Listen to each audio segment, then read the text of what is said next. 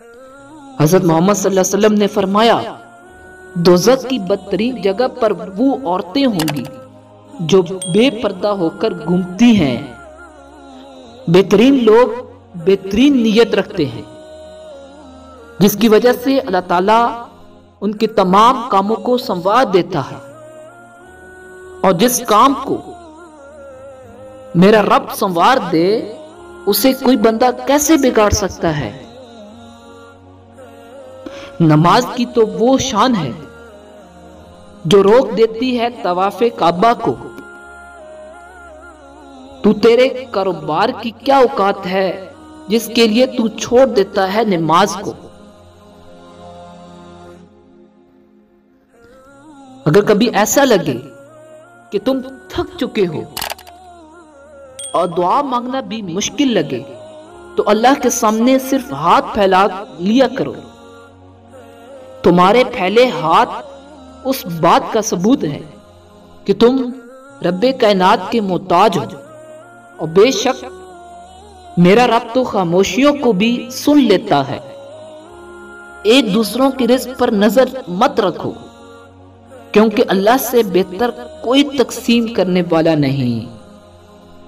بخار کے فوائد۔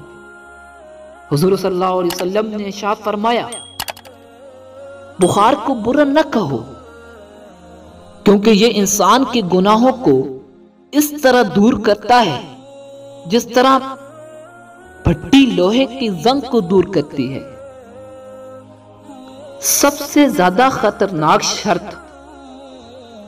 رسول اللہ صلی اللہ علیہ وسلم نے فرمایا کہ اگر کوئی شخص کہے کہ اگر میں ایسا کروں یا میں نے اگر ایسا کیا ہو یا کہا ہو وغیرہ تو میں اسلام سے بری ہوں، یعنی اگر میں جھوٹا ہوں تو در اسلام سے خارج ہو جاؤں، اور اگر وہ ایسا کہنے والا اس شرط میں سچا بھی ہے تو بھی اسلام کی جانب سے صحیح سالم سے نہیں لوٹے گا، کیونکہ اس نے اسلام کی عظمت تسلیم نہیں کی اور دین کو ایسا حقیر سمجھا کہ بات بات پر اس سے جدا ہو جانے کی شرط لگاتا ہے۔ کیسی ناشکری ہے نا کہ جب آپ ایک ایک پل میں خوشیاں پائیں مگر صرف ایک نہ ملنے والی چیز کی وجہ سے ان سب خوشیوں پر پردہ ڈال کر اداسی تان لے۔ سوچ اچھی ہونی چاہیے، کیونکہ نظر کا علاج ممکن ہے، نظریے کا نہیں۔ ہماری غلطیاں ہمارے سامنے ہمارا رب نہیں لاتا، وہ تو غفور الرحیم ہے، وہ تو معاف کرنے والا، وہ تو گناہوں کو ثواب میں بدل ڈالتا ہے۔ یہ سب کچھ ہمارے ساتھ ہم جیسے انسان کرتے ہیں، کیونکہ ان میں ظرف نہیں ہوتا، کسی کو نہیں